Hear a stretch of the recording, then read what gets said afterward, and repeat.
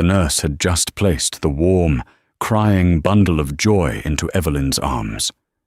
She was exhausted, sweaty, and happier than she had ever been in her life.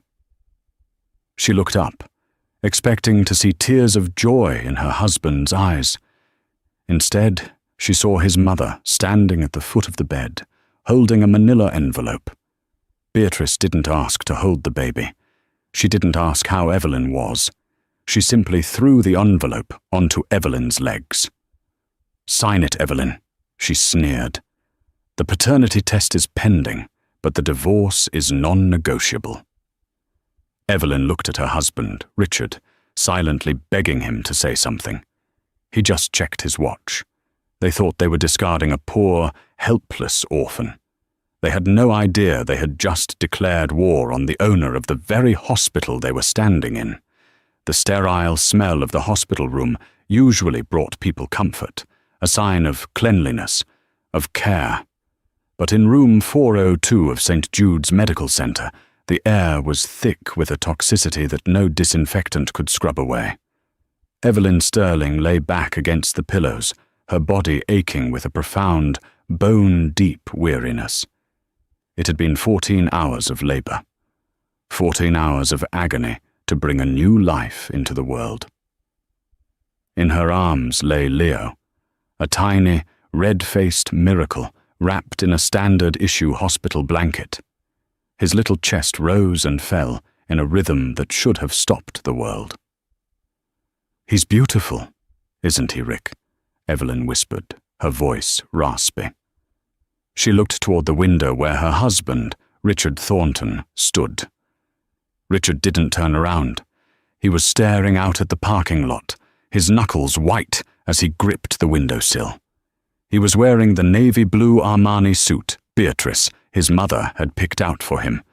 He always looked impeccable, but today his posture screamed cowardice. "Richard!" A sharp, icy voice cut through the silence. Beatrice Thornton stepped out from the shadows near the door. The matriarch of the Thornton real estate empire was dressed as if she were attending a board meeting, not the birth of her first grandchild. Her pearls were real, her Chanel suit was tailored to within an inch of its life, and her expression was one of someone who had just stepped in something unpleasant. "Look at me when I'm speaking to you, Evelyn," Beatrice commanded. Evelyn tightened her hold on Leo. "Beatrice, I didn't know you were here. Where are the flowers? Or maybe a congratulations?" Beatrice let out a dry, humorless laugh. She walked to the foot of the bed, her heels clicking ominously on the linoleum floor. In her manicured hand, she held a thick, brown envelope. "Congratulations," Beatrice scoffed. "For what? For trapping my son with a child that probably isn't even his?" Evelyn felt the blood drain from her face. "Excuse me? This is Richard's son. This is your grandson." "We'll see about that," Beatrice said, tossing the envelope onto the bed. It landed heavily against Evelyn's legs. "But that is a matter for the lawyers. This," she pointed a jagged red fingernail at the envelope, "is for now. Sign it." Evelyn's hands trembled as she reached for the envelope. She opened the clasp, pulling out a stack of legal documents. The bold text at the top made her breath hitch. "Petition for dissolution of marriage." "Divorce?" Evelyn gasped, looking from the papers to Richard's back. "Rick, what is this? We just had a baby." Richard finally turned around. His face was pale, his eyes avoiding hers. "I'm sorry, Eve. We think it's for the best." "For the best?" Evelyn's voice rose, cracking with emotion. "I just gave birth an hour ago. You held my hand while I was pushing. You told me you loved me." "That was the adrenaline talking," Beatrice interrupted, stepping between them. "Let's be realistic, Evelyn. You were a barista when Richard found you. You have no pedigree, no family name. You were a fun little rebellion for him, a phase. But now that there is a child involved, we cannot have the Thornton bloodline tainted by your mediocrity. Mediocrity? Evelyn stared at them. A strange heat began to rise in her chest, replacing the shock. I have supported Richard for 2 years. I organized his schedule. I proofread his proposals. I cooked his meals. I made him look competent. And you were paid with a roof over your head and clothes on your back, Beatrice spat. But the ride is over. Richard is engaged to be married to Sophia Kensington next month. The merger between our companies depends on it. Evelyn felt like she had been punched in the gut. Sophia, that venomous socialite? You've been cheating on me? Richard flinched. It's not cheating, Eve. It's business. The Kensington merger will save the company. We're in debt, Eve. Deep debt. You wouldn't understand. You don't know how money works. Evelyn almost laughed. The irony was so sharp it could cut glass. She looked down at little Leo, who was sleeping soundly, unaware that his father was selling them out for a merger. So that's it? Evelyn whispered, her voice dangerously calm. I signed this. And you just discard us? You sign it, Beatrice hissed, leaning in close, the smell of expensive, cloying perfume filling Evelyn's nose. And we give you a check for $10,000. Enough to get a trailer somewhere in the Midwest and disappear. If you refuse, we will use our legal team to prove you are an unfit mother. We will bury you in litigation until you are homeless, and we will take the child anyway. Beatrice pulled a gold Mont Blanc pen from her purse and uncapped it. Sign. Now, before I change my mind about the 10,000. Evelyn looked at Richard one last time. Rick, look at your son. If you let her do this, you will never see him again. I promise you that. Richard looked at the baby. For a second, his mask slipped. He looked pained. But then he looked at his mother, standing there like a general, and his spine collapsed. Just sign it, Eve. Don't make this harder than it has to be. Evelyn closed her eyes. She took a deep breath, inhaling the scent of her newborn. When she opened her eyes, the tears were gone. In their place was a cold, hard steel that Richard had never seen before. Give me the pen, she said quietly. Beatrice smirked triumphantly. Smart girl. Evelyn took the heavy gold pen. She didn't hesitate. She flipped to the signature page and signed her name with a flourish. Evelyn Sterling.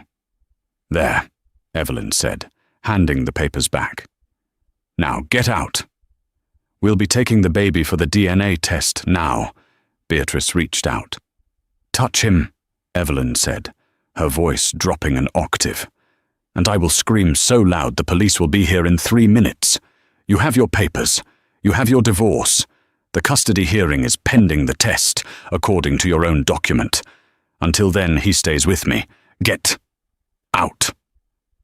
Beatrice pulled her hand back, looking slightly unnerved by the sudden shift in Evelyn's demeanor. Fine. Enjoy your few hours with him. Security will escort you out of the building in an hour. Don't expect a ride home. Beatrice turned on her heel and marched out. Richard lingered for a second, looking at Evelyn. I really am sorry, Eve, he mumbled. Save it for the bankruptcy court, Richard, Evelyn replied, staring straight ahead.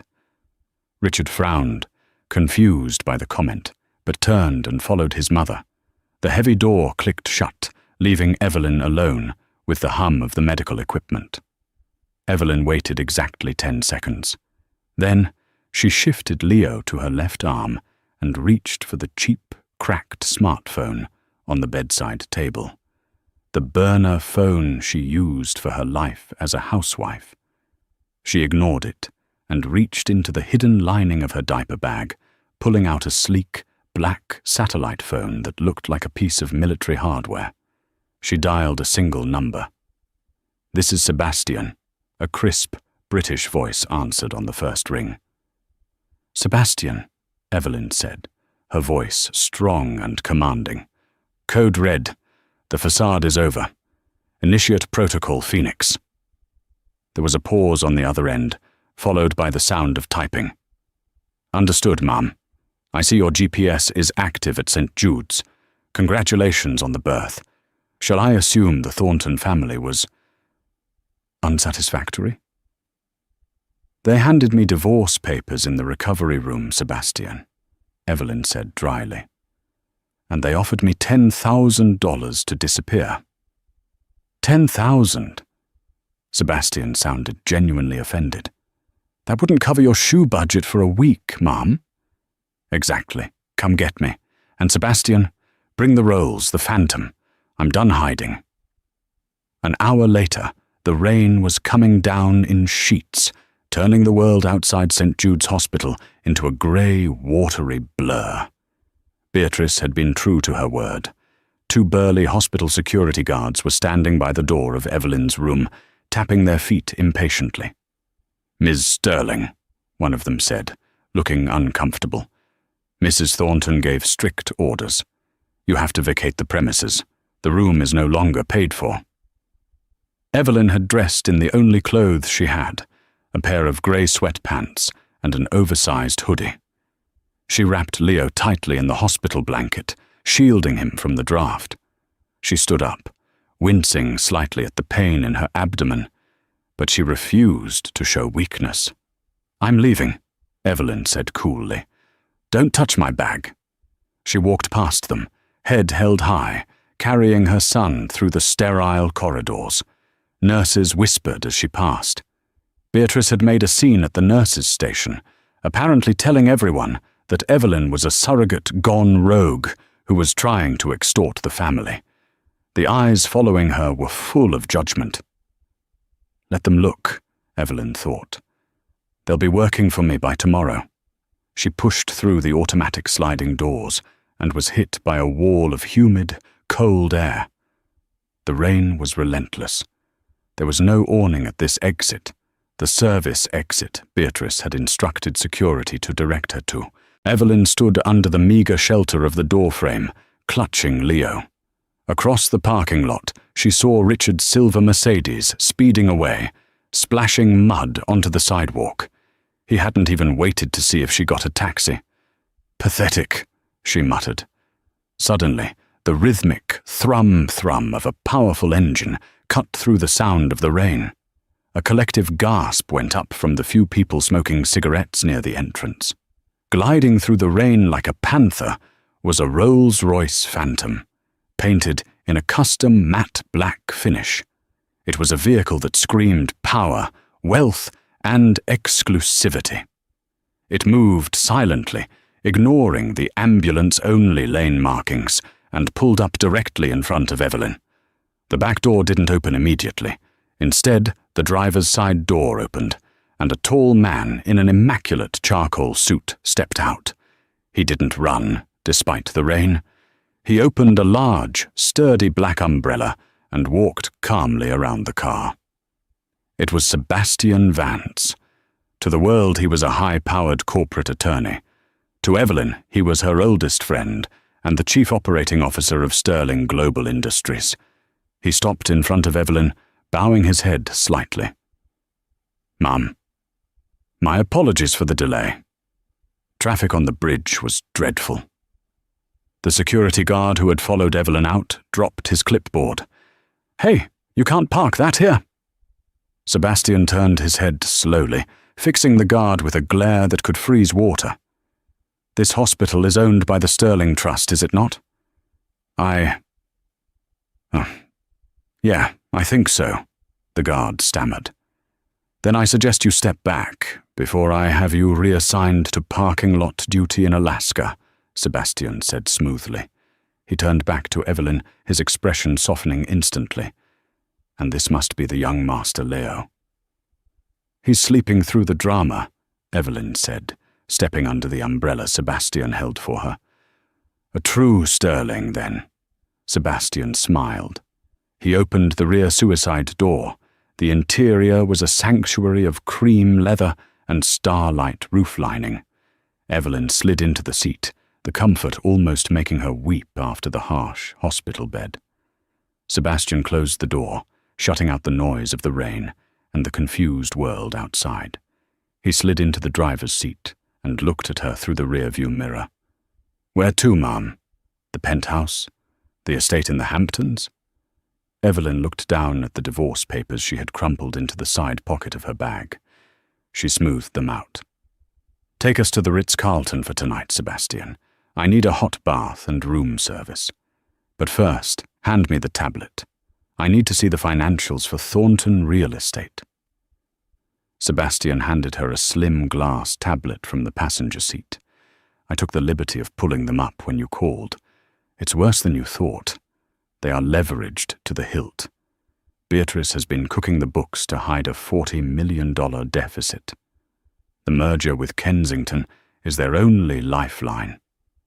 Evelyn scrolled through the numbers, her eyes scanning the data with the speed of a supercomputer. She wasn't Evelyn the barista anymore. She was Evelyn Sterling, the heiress to a tech and energy fortune worth billions, a fortune she had built herself after inheriting a modest sum from her late father. She had gone undercover 2 years ago to experience normal life, to find someone who loved her for her, not her money. She thought she had found that in Richard. She was wrong. "The Kensington merger," Evelyn murmured. "Who is the lead investor financing the Kensington side of the deal?" Sebastian smiled, his eyes twinkling in the mirror. "That would be Vanguard Capital, ma'am." Evelyn stopped scrolling. A slow, dangerous smile spread across her face. "Vanguard Capital? That's one of our shell companies, isn't it?" "It is. We own 51% of the controlling interest in the funding for that merger." Evelyn looked out the window as the Rolls-Royce pulled away from the curb, leaving the confused security guards and the miserable hospital behind. "Sebastian," Evelyn said softly, "freeze the funding." "Ma'am, you heard me. Put a hold on the capital injection for the Kensington-Thornton merger. Cite due diligence concerns regarding leadership stability. If Beatrice wants a war, she's going to get a nuclear winter." "And regarding Mr. Richard?" Sebastian asked as they merged onto the highway. "He wants to marry Sophia for connections?" Evelyn stroked Leo's soft cheek. "Let him try. But first, send the divorce papers to our legal department. I want to countersue. Not for money. I want full custody, and I want to buy the mortgage on the Thornton family estate." "The estate has been in their family for 4 generations, Sebastian noted. "Exactly," Evelyn replied, her eyes flashing. "By the time Leo starts walking, I want that house to be his playroom, and I want Beatrice to be the one who hands me the keys." The car sped up, disappearing into the city lights. Evelyn Sterling was back, and she had a list. The presidential suite at the Ritz-Carlton was larger than the entire apartment Evelyn had shared with Richard. It was a world of Italian marble, Egyptian cotton, and panoramic views of a city that was currently being battered by the storm. Sebastian had arranged everything with his usual terrifying efficiency. A team of private pediatric nurses had been interviewed and vetted within 20 minutes of their arrival, and the most qualified candidate, a gentlewoman named Mrs. Higgins, who used to care for royalty, was currently settling Leo into a bespoke bassinet in the adjoining nursery. Evelyn stood under the rainfall shower, scrubbing her skin raw. She wanted to wash away the scent of the hospital, the feel of the cheap polyester gown, and the phantom sensation of Richard's hand holding hers during labor, a hand that belonged to a man who had already sold her out. She stepped out of the shower and wrapped herself in a plush fret bathrobe. When she entered the living area of the suite, Sebastian was waiting with a tray of smoked salmon, herbal tea, and a stack of fresh dossiers. "The DNA sample for Master Leo has been dispatched to the lab," Sebastian reported, pouring the tea. "We paid the expedite fee. Results in 24 hours, though we already know the outcome." Evelyn sat on the velvet sofa, tucking her legs underneath her. Beatrice needs that test to fail. It's her only moral justification for tossing us out. Morality is not a currency Beatrice Thornton trades in, Ma'am. Only leverage. Sebastian handed her a cup. Speaking of which, the hold on the Vanguard capital funding has been executed. The automated notification system just sent the alert to the Thornton real estate CFO. Evelyn took a sip of tea, the warmth spreading through her chest. What time is it? 7:30 p.m. They will be at dinner.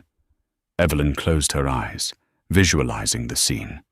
The Thornton Manor, a sprawling, drafty estate in Greenwich that smelled of old money and decaying mahogany. They always ate at 7:30 sharp, Beatrice at the head of the table, Richard at her right. And tonight, the empty chair at his left wouldn't be empty. Sophia Kensington will be there, Evelyn stated. It wasn't a question. Indeed, her social media feed indicates she is celebrating a new chapter with my love, Ricky. She posted a picture of a sapphire engagement ring an hour ago. Evelyn's cup rattled slightly against the saucer. He proposed? Today? The day his son was born? It appears Beatrice didn't want to waste any time cementing the deal. A single tear escaped Evelyn's eye, hot and fast. She wiped it away angrily. This was the hardest part, the realization that her 2-year romance hadn't just ended. It had been a performance. Richard hadn't just fallen out of love. He had been actively auditioning her replacement while she carried his child. "Why did I do it, Sebastian?" she whispered. "Why did I hide who I was?" Sebastian softened. He sat in the armchair opposite her. "Because after your father, Harrison Sterling, passed away, you were the richest 22-year-old on the eastern seaboard. Every man who approached you saw dollar signs. Not Evelyn. You wanted what your parents had. True affection. Unconditional love. And I found a con artist with a weak chin and a mummy complex," she said bitterly. "You found a lesson, Ma'am. A very expensive lesson for Mr. Thornton." Sebastian stood up, his professional demeanor returning. "Rest now. Tomorrow, the war begins in earnest. I've arranged for a wardrobe stylist to be here at 8 a.m. The sweatpants, with respect, must go." At that precise moment, in the dining room of Thornton Manor, the mood was celebratory. Crystal glasses clinked under the light of a massive chandelier. Beatrice was positively beaming, a rare sight. She raised her glass of Dom Perignon. To new beginnings, and to trimming the fat. Richard, looking slightly flushed from the wine, clinked his glass against Sophia Kensington's. Sophia was everything Evelyn wasn't. Loud, blonde, and draped in logos. Her father owned Kensington Logistics, the company that was supposed to save Thornton real estate from sinking. "Oh, Beatrice, stop," Sophia giggled, admiring the sapphire on her finger. "You make it sound like we murdered someone. Richard just finally came to his senses." She leaned over and pecked Richard on the cheek. "Didn't you, Ricky?" Richard smiled weakly. "Right. Yeah. It's for the best." He kept checking his phone, half expecting a text from Evelyn, begging to be let back in. But there was nothing. "I still can't believe she actually signed," Beatrice gloated, slicing into her medium-rare filet mignon.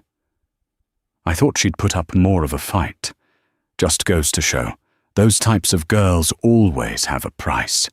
$10,000 and she practically ran out the door." "What about the baby?" Sophia asked, wrinkling her nose. "I mean, we aren't keeping it, right? That doesn't fit with our 5-year plan, Ricky. We'll put it up for adoption quietly once the paternity test comes back negative," Beatrice said dismissively. "Or, if by some tragic twist of fate it is Richard's, we'll pay the girl off to keep it away from here." We don't need that baggage." Richard winced. "Mother, it is a boy."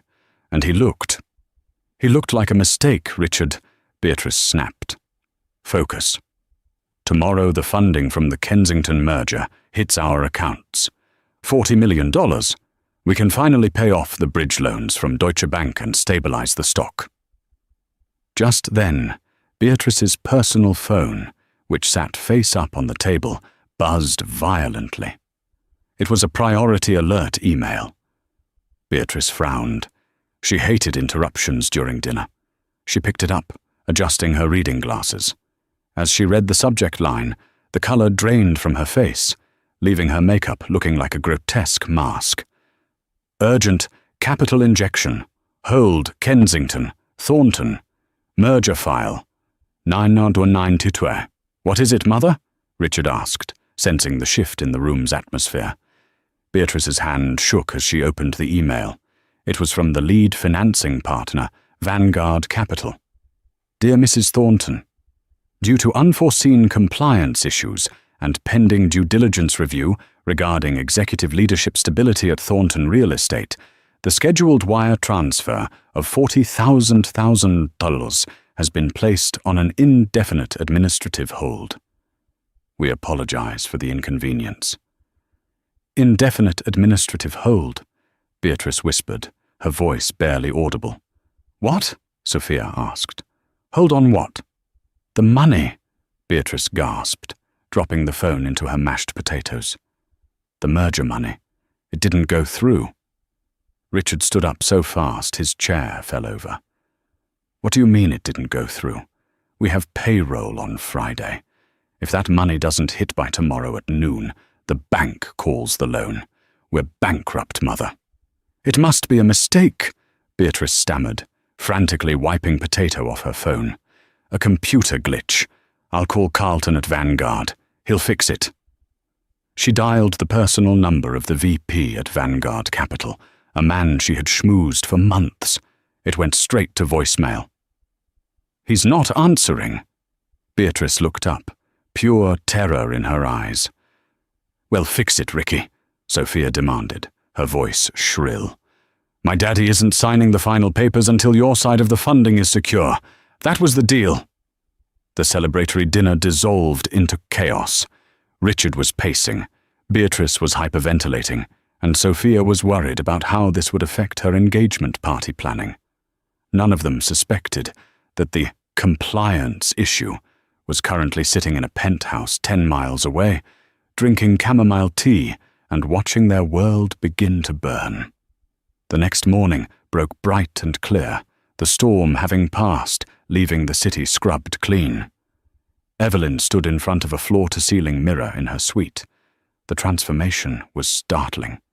The exhausted new mother in sweatpants was gone. In her place stood Evelyn Sterling, CEO.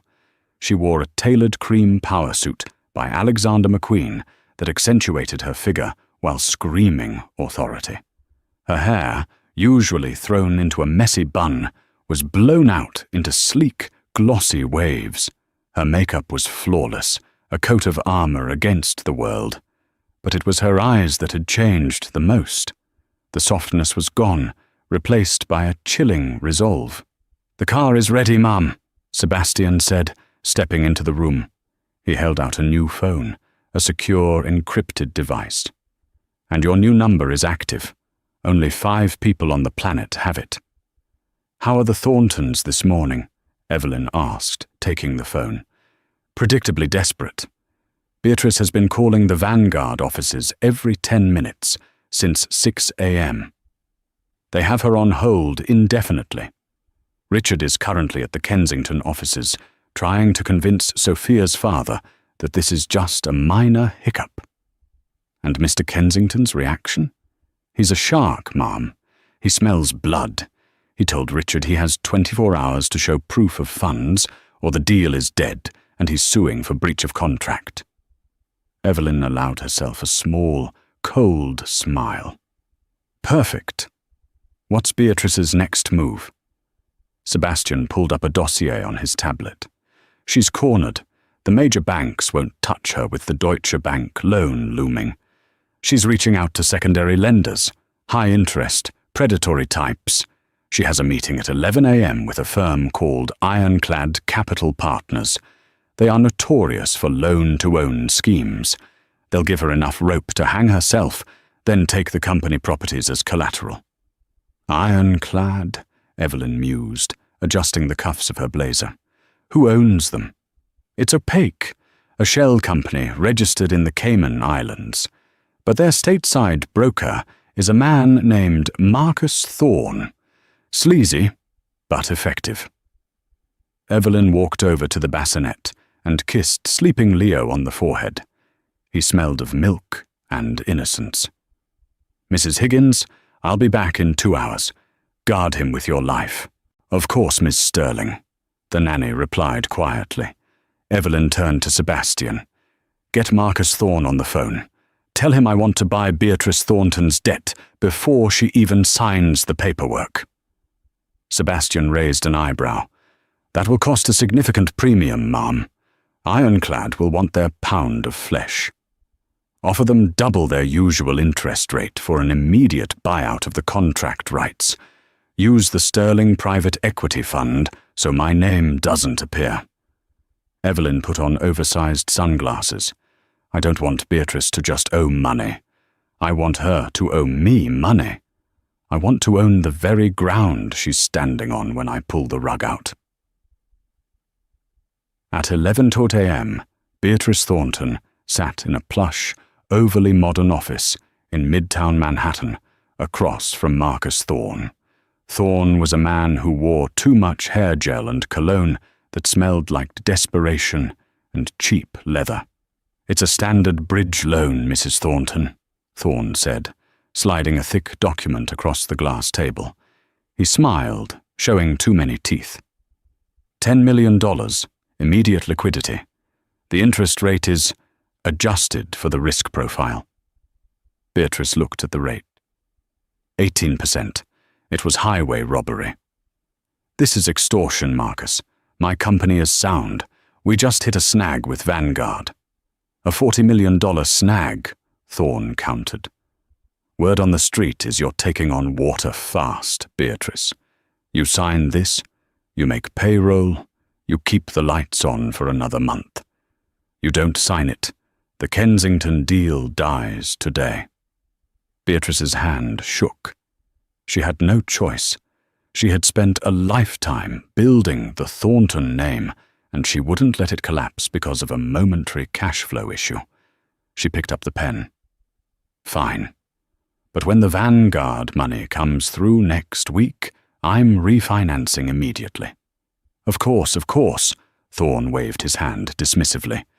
Beatrice signed the papers. She felt sick to her stomach. 20 minutes after Beatrice left, grinning with relief that she had secured a lifeline, Marcus Thorne's phone rang. He listened for a moment, his smile widening. Yes, the paperwork is signed. The ink is still wet. Double the interest. Cash transfer today. Thorne laughed. Mr. Vance, it's a pleasure doing business with you. Tell your anonymous client that they just bought themselves $10 million of very distressed debt.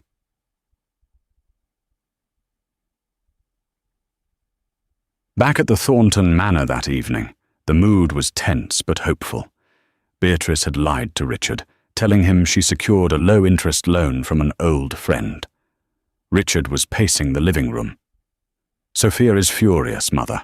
Her dad is threatening to pull out anyway because of the instability. I need that DNA test back so we can officially get rid of Evelyn and the brat. Sophia doesn't want any loose ends before the wedding. The lab said end of day today, Beatrice said, sipping a martini. She felt safer now that she had the $10 million in the bank. Stop whining, Richard. We handle crises. That's what Thorntons do. We discarded the trash, and now we are securing the future. Just then, the doorbell rang. It was a courier. Richard signed for the envelope and ripped it open. It's the results. Beatrice stood up, walking over to him. Well, read it. 0% probability, correct? Then we call our lawyer and have him file the fraud charges against her." Richard stared at the paper. His face went completely slack. He read it again. Then a third time. "Richard, speak!" Beatrice snapped. Richard slowly looked up at his mother. He looked ill. "Probability of paternity. 99,999%. Beatrice snatched the paper from his hand. She stared at the numbers, her mind unable to process them. This is impossible," Beatrice whispered. "She bribed someone. That little gold-digging waitress bribed the lab." "With what money, Mother?" Richard asked, his voice hollow. "We gave her nothing. She left with sweatpants and a bus pass." "I don't care how she did it. This changes nothing." Beatrice crumpled the paper. "We will demand a retest. Court-ordered. We will drag this out until she starves." Richard sank onto the sofa. A strange feeling was bubbling up inside him. Not love, exactly, but a primal realization that he had a son, a flesh and blood heir, and he had abandoned them in a parking lot in the rain. "Maybe," Richard started weakly, "maybe we shouldn't have been so harsh. If he is a Thornton—" "Don't be an idiot, Richard," Beatrice hissed. "He is half peasant. He is a liability. We stick to the plan. We get the Kensington money, we marry you to Sophia, and we bury Evelyn in legal fees until she hands the child over for a reasonable settlement and disappears." Beatrice's phone pinged. It was an email notification from her bank. "Finally," she murmured. "That must be the transfer confirmation from Ironclad." She opened her banking app. Her eyes widened so far they almost split at the corners. A strangled cry escaped her throat. "Mother?" "What now?" Beatrice held up the phone, her hands shaking uncontrollably. The screen showed the Thornton real estate operating account. The balance was negative. "The 10 million from Ironclad hit the account," Beatrice choked out. And then, 2 minutes later, it was garnished. "Garnished? By who?" Richard yelled, rushing to her side. Beatrice stared at the transaction history. The massive withdrawal carried a simple, terrifying memo. "Garnishment notice, Deutsche Bank, loan default, acquired by Sterling Global Holdings." "Sterling Global Holdings?" Richard asked, confused. "Who are they? They bought our debt from Deutsche Bank." Beatrice looked like she was having a stroke. She recognized the name. Everyone in finance recognized the name. Sterling Global was the apex predator of the corporate world. "Why would Sterling Global be interested in us?" Beatrice whispered, true terror finally setting in. "We're ants to them." In the penthouse at the Ritz Carlton, Evelyn watched the real-time banking alert flash on Sebastian's tablet. The first domino had fallen. The 10 million Beatrice borrowed to save herself had been instantly swallowed up by the debt Evelyn had purchased an hour earlier. Evelyn picked up her tea. "Sebastian, send Beatrice a standard foreclosure notice on the manor. Give her 30 days to vacate. Let's see how high society she feels living in a motel." 3 days had passed since the Thornton accounts were frozen. For Beatrice, they were 72 hours of hell. She had been forced to pawn her collection of vintage Cartier jewelry just to pay the catering deposit for the engagement party. Cancelling the party was not an option. In Beatrice's mind, perception was reality. If the world saw Richard and Sophia celebrating, the creditors would back off, assuming the Kensington merger money was imminent. The party was set for Friday night at the Pierre, one of Manhattan's most exclusive hotels. "Smile, Richard," Beatrice hissed, pinching her son's arm as they stood in the receiving line. "You look like you're at a funeral." Richard adjusted his tie. He looked thinner, haggard. "I can't reach Evelyn, Mother. Her phone is disconnected. The apartment is empty. I went by there today. She's gone." "Good riddance," Sophia interjected, sipping champagne. She was wearing a dress that cost more than most cars, but it hung awkwardly on her frame. She probably went back to whatever trailer park she crawled out of. Forget her, Ricky. Tonight is about us. The ballroom was filling up with New York's elite. Senators, tech moguls, and real estate tycoons. But the atmosphere was tense. Rumors of the Thornton financial troubles were circulating. People were whispering behind their hands. Then, the room went silent. The heavy oak doors at the main entrance swung open. Usually, guests arrived in a trickle. But the woman entering now commanded the attention of an entire army. It was Evelyn. But it wasn't the Evelyn they knew. This woman was a vision of vengeance wrapped in crimson silk. She wore a custom Versace gown that clung to her curves, a dramatic slit revealing a leg that seemed to go on forever. Around her neck hung the Star of the East, a diamond necklace so rare that even Beatrice gasped when the light hit it. She wasn't alone. On her arm was Sebastian Vance, looking devastatingly handsome in a tuxedo. Behind them trailed two large bodyguards who looked like they ate concrete for breakfast. "Who is that?" Mr. Kensington, Sophia's father, asked, squinting through his glasses. "She looks familiar." "That," Beatrice choked, her champagne glass trembling. "That is the help." Evelyn didn't wait in line.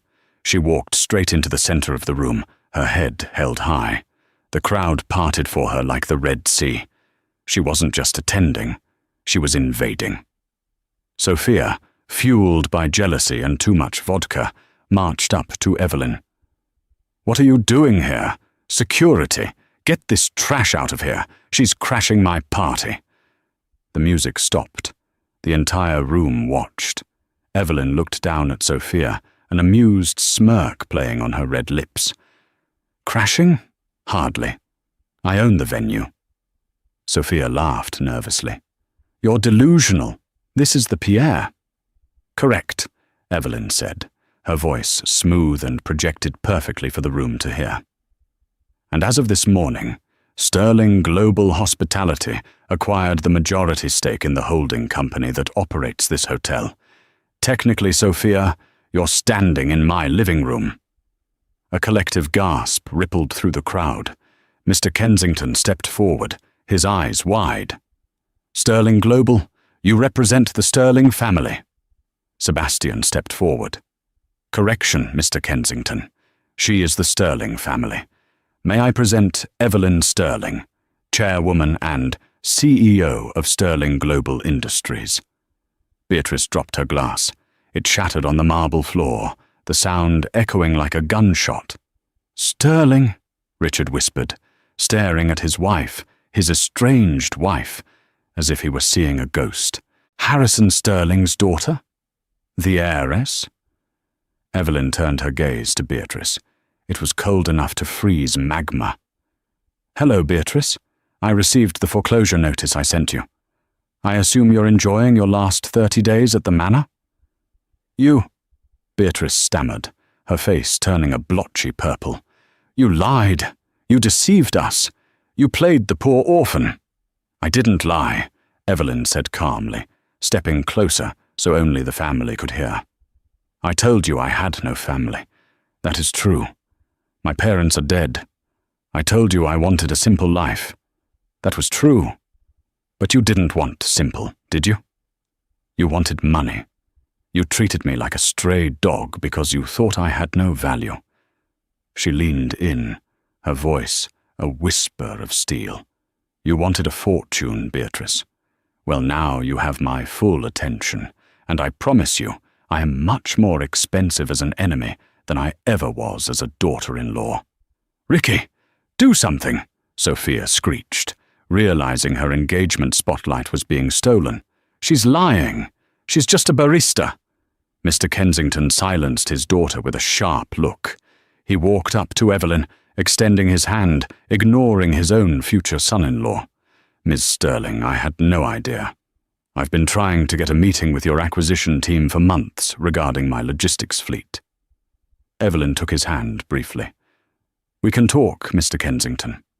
But I generally don't do business with families who associate with the Thorntons. Their financial hygiene is lacking." Mr. Kensington withdrew his hand as if burned, looking at Richard with disgust. "Is that so?" "Wait." Richard stepped forward, desperation in his eyes. "Eve, please. We can talk about this. We're married. That baby, Leo, he's my son. We're a family." Evelyn laughed. It was a dark, hollow sound. "A family? You stood by and watched your mother hand me divorce papers while I was bleeding in a hospital bed, Richard. You don't get to claim family, now that you know my net worth." She turned to Sebastian. "I'm bored. This party is tacky. Let's go inspect the wine cellar." As Evelyn walked away, the room erupted into whispers. The engagement party was effectively over. Mr. Kensington was already on his phone, presumably cancelling the merger. Beatrice stood amidst the shattered glass of her life, watching the woman she had discarded walk away with everything she had ever coveted. But Beatrice Thornton was a cornered animal. And cornered animals bite. Monday morning brought a grey, drizzling sky to New York City. Inside the family court building, the atmosphere was suffocating. Beatrice had played her final card. Over the weekend, fueled by humiliation and rage, she had filed an emergency ex parte motion for full custody of Leo. Her affidavit claimed that Evelyn was mentally unstable, homeless, and had fraudulently impersonated a person of means to kidnap the child. It was a desperate lie, but Beatrice had hired Arthur Finch, the nastiest, most aggressive divorce attorney in the state. Finch was known as the Shark. He didn't care about the truth. He cared about destroying the opposition. Evelyn sat at the defendant's table. She wasn't wearing the red dress today. She wore a somber, navy blue Chanel suit, looking every bit the concerned mother. Next to her sat not Sebastian, but a woman named Eleanor Vance, Sebastian's sister and the top family law litigator in the country. Richard sat on the other side, looking like a man marching to the gallows. He wouldn't meet Evelyn's eyes. Beatrice sat behind him, her face a mask of stony determination. "All rise," the bailiff announced. Judge Loretta Barnes swept in. She was a no-nonsense woman who had seen every lie in the book. She sat down and adjusted her glasses, looking over the mountain of paperwork. "We are here on an emergency motion regarding the infant, Leo Thornton," Judge Barnes said. "Mr. Finch, you represent the father. You are claiming the mother is unfit?" "We are, Your Honor," Finch boomed, standing up and buttoning his jacket. "The mother, Evelyn Sterling, or whatever alias she is using today, has no fixed address. She fled the hospital against medical advice hours after birth. She has no employment. My clients, the Thorntons, are a prominent, stable family with the means to provide for the child. We believe the child is in imminent danger of neglect." Judge Barnes looked at Evelyn. "Ms. Vance, does your client wish to respond?" Eleanor Vance stood up calmly. "Your Honor, the allegations are not only false, they are defamatory. Ms. Sterling left the hospital because she was evicted by the child's grandmother immediately after giving birth." "Objection!" Finch yelled. "Hearsay!" "I have the hospital security logs," Eleanor said, sliding a document to the bailiff. "And regarding the no fixed address claim," Beatrice leaned forward and whispered to Finch. "She's staying at a hotel. Push the instability angle. Judges hate hotels." Finch nodded. "Your Honor, living out of a suitcase in a hotel is hardly a stable environment for a newborn. The Thorntons have a multi-million-dollar estate with a dedicated nursery. The choice is clear." Judge Barnes looked at Evelyn. "Ms. Sterling, where are you currently residing?" Evelyn stood up. "For the past few nights, I have been at the Ritz Carlton, Your Honor." Beatrice smirked. "Got her?" "However," Evelyn continued, her voice steady, "that was while my primary residence was being prepared. As of this morning, Leo and I are residing at 1040 Fifth Avenue, the penthouse." The courtroom went silent. 1040 Fifth Avenue was one of the most expensive buildings in New York. The penthouse hadn't been on the market for decades. "The Jacqueline Kennedy Onassis building?" The judge raised an eyebrow. "You are renting." "I purchased it, Your Honor. Cash. Yesterday." Beatrice let out a loud gasp. "She's lying. She's a barista. She makes minimum wage." "Order!" Judge Barnes slammed her gavel. "Mrs. Thornton, one more outburst and you will be removed." Eleanor Vance handed another thick folder to the bailiff. "Your Honor, included in this file is my client's financial affidavit. It includes the deed to the Fifth Avenue property, as well as her bank statements and trust fund verification." Judge Barnes opened the folder. Her eyes scanned the first page, then she stopped. She flipped the page, her eyes widening slightly. She looked up at Evelyn, then back at the paper. "Mr. Finch," Judge Barnes said, her voice strangely quiet. "Have you seen this?" "No, Your Honor. I assume it's a forgery," Finch scoffed. "It is verified by the SEC and the IRS," Judge Barnes said. "According to this, Ms. Sterling's net worth is substantial, in the billions." Finch froze. He looked at Beatrice. Beatrice looked like she was going to vomit. "Billions?" Richard whispered. "Billions with a B?"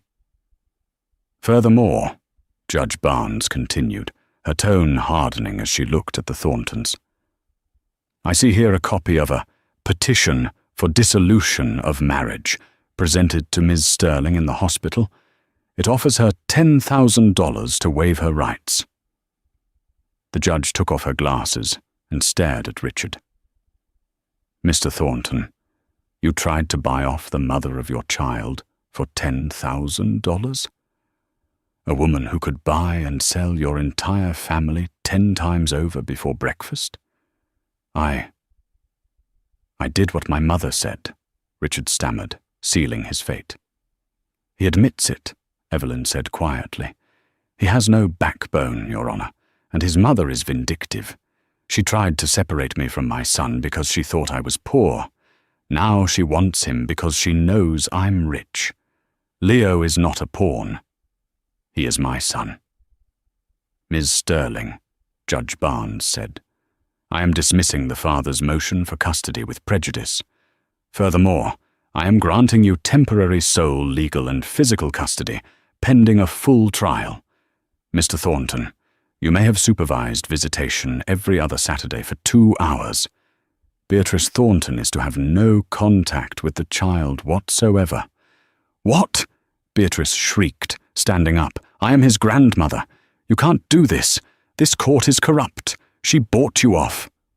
"Bailiff," Judge Barnes barked, "remove that woman from my courtroom immediately." 2 officers grabbed Beatrice by the arms. She kicked and screamed as she was dragged out, her Chanel suit bunching up, her dignity completely gone.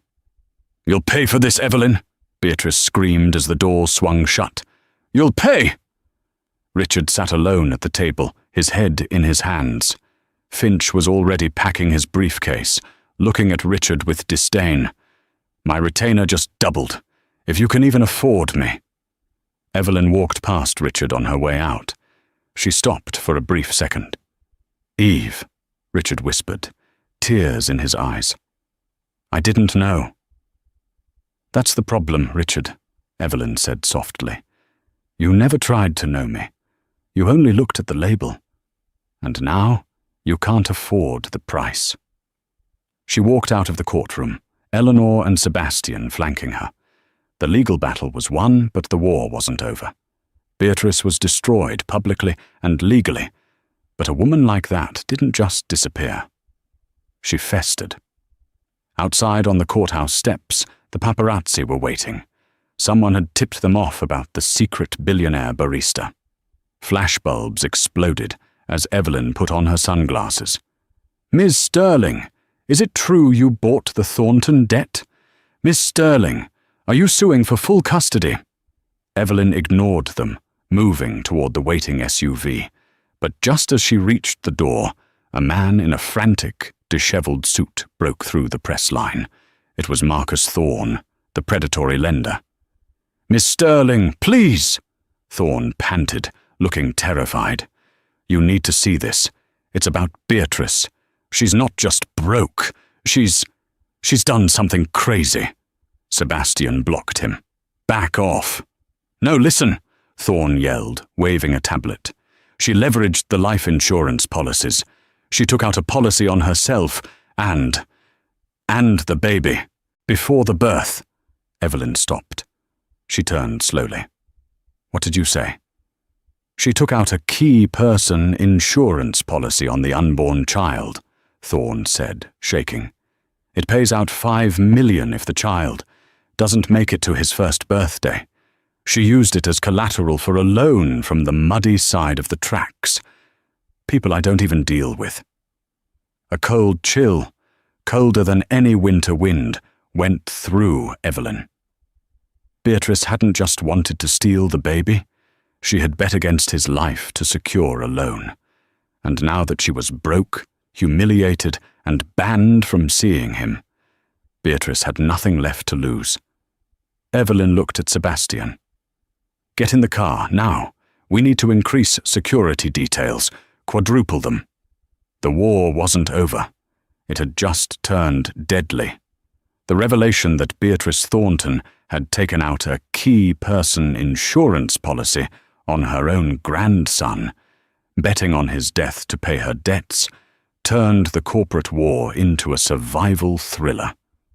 Evelyn retreated to her penthouse fortress at 1040 Fifth Avenue, but safety was an illusion. The intercom buzzed, and a battered Richard stumbled out of the elevator. He was bloody and breathless. "She's coming, Eve," Richard gasped. "She owes loan sharks millions. She hired mercenaries to take Leo. She needs the insurance payout." Before Evelyn could react, the penthouse lights died. The service elevator, which Beatrice knew the override codes for, blasted open. Beatrice stormed in, looking deranged, wielding a revolver and flanked by 2 armed men. "Hello, family," Beatrice cackled, her eyes wild with desperation. "I created this legacy, and I will not let it die. Give me the boy." "You're insane, mother!" Richard screamed, standing between Beatrice and the nursery door. "He's your grandson." "He is a paycheck," Beatrice shrieked. "I have nothing left. I will not go to prison poor." She raised the gun, aiming at Evelyn. Sebastian, Evelyn's COO, lunged at the mercenaries, disarming one. But Beatrice remained focused. She pulled the hammer back. "No!" Richard roared. Summoning a courage he had never possessed before, Richard launched himself at his mother, just as she squeezed the trigger. Bang! The gunshot echoed like a cannon. Richard slumped to the floor, a blooming red stain on his chest. Beatrice dropped the gun, staring at her bleeding son in horror. The realization of what she had done finally broke through her madness. Sirens wailed outside. Sebastian kicked the gun away as SWAT teams flooded the room. They dragged a screaming Beatrice away in handcuffs, her dynasty ending not in glory, but in a cage. 6 months later, the Thornton manor was unrecognizable, bright, airy, and filled with the scent of white roses. Evelyn sat on the terrace, watching Leo giggle in his walker. "The quarterly reports are excellent," Sebastian said, placing a letter on the table. "And this arrived from Montana." It was from Richard. He had survived the gunshot miraculously, but he hadn't returned to his old life. "Dear Eve, I'm working on a cattle ranch now. Real work. My hands are blistered, but for the first time I feel like a man. I can't be a father to Leo yet. Not until I've built something real to offer him. Tell him his dad saved him. Tell him I'm learning to be brave. Love, Rick." Evelyn smiled, watching her son reach for a butterfly. She had lost a husband, but found her strength. Beatrice was rotting in a cell, Richard was finding his soul, and Evelyn sterling. She was just getting started. She picked up Leo and whispered, "We're going to change the world, little lion." What a journey. From a cold hospital room where a mother was discarded like trash to the dizzying heights of corporate warfare. And finally, a heart-stopping showdown that proved money can buy a lot of things, but it can't buy redemption. Evelyn proved that true power isn't about wealth, it's about the strength to protect what you love. Beatrice Thornton learned the hard way that when you dig a grave for someone else, you usually fall in yourself. And Richard? Well, he learned that it's never too late to find your backbone, even if you have to lose everything to find it. I want to know what you would have done. If you were Evelyn, would you have forgiven Richard after he took that bullet? Or was the betrayal too deep? And did Beatrice get what she deserved, or did she get off easy? Let me know your thoughts in the comments below. If you enjoyed this roller coaster of a story, please smash that like button. It really helps the channel. Don't forget to subscribe and hit the notification bell so you never miss a new story. I have an even crazier drama coming up next week about a runaway bride and a mafia prince that you do not want to miss. Thanks for watching, and I'll see you in the next one.